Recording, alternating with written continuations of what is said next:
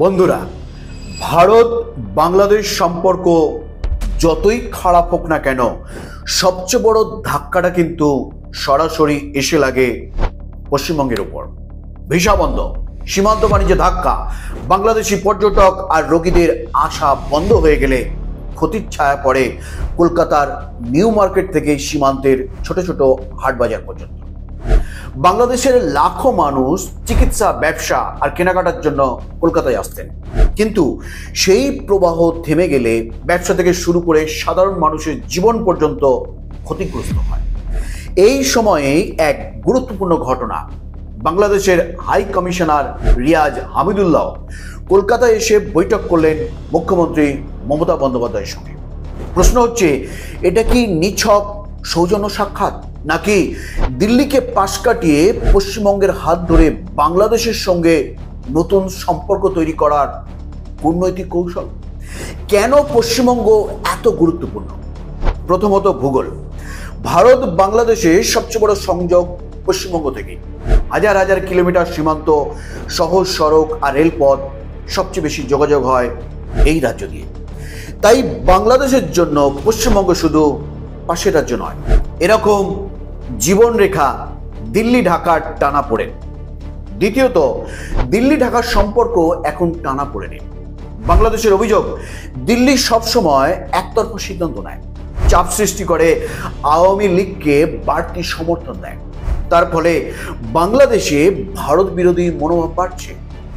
আর এই বিরূপ পরিস্থিতির প্রভাব সবচেয়ে আগে এসে পড়ে পশ্চিমবঙ্গের অর্থনীতি ও মানুষের জীবনে। জল চুক্তির বাস্তবতা। তৃতীয়ত, তিস্তা নদীর জলবন্টন চুক্তি আজও আটকে আছে মমতা বন্দ্যোপাধ্যায়ের আপত্তিতে। 2021 সালে গঙ্গার জলবন্টন চুক্তির মেয়াদ শেষ হয়েছে। পশ্চিমবঙ্গের অনুমতি ছাড়া কেন্দ্রের হাতে কিছু করার উপায় নেই। এই বাস্তবতা বাংলাদেশ খুব ভালো করেই জানে। তাই মমতার সঙ্গে আগে ভাগে বোঝাপড়া গড়াই এখন তাদের কূটনৈতিক অগ্রাধিকার। রাজ্যের ভূমিকাই বড়। অনেকে মনে করেন দুই দেশের সম্পর্ক কেন্দ্র ঠিক করে, কিন্তু বাস্তবে সীমান্ত বাণিজ্য, জলবন্টন, পর্যটন, চিকিৎসা এসব ক্ষেত্রে পশ্চিমবঙ্গের ভূমিকা বিশাল বড়। আর দিল্লি মমতার দ্বন্দ্ব এই জটিলতাকে আরো গভীর করেছে। বাংলাদেশ সেটা বুঝতে পেরেই মমতার সঙ্গে আলাদা বোঝাপড়া করার চেষ্টা করছে। আসল প্রশ্ন, তাহলে কি দিল্লিকে পাশ কাটিয়ে পশ্চিমবঙ্গের হাত ধরেই নতুন সেতু গড়তে চাইছে বাংলাদেশ, নাকি এটা নিছক সৌজন্য সাক্ষাৎ? যাই হোক, একটা জিনিস পরিষ্কার, ভারত বাংলাদেশ সম্পর্ক শুধু দুই দেশের কেন্দ্রীয় সরকারের বিষয় নয়, এটা দুই বাংলার মানুষের জীবন, বাণিজ্য আর ভবিষ্যতের সঙ্গে জড়িয়ে আছে। বন্ধুরা, আপনারা কি মনে করেন, বাংলাদেশ কি মমতার হাত ধরে দিল্লিকে বার্তা দিতে চাইছে, নাকি এটা শুধু সময়ের কূটনৈতিক সৌজন্য?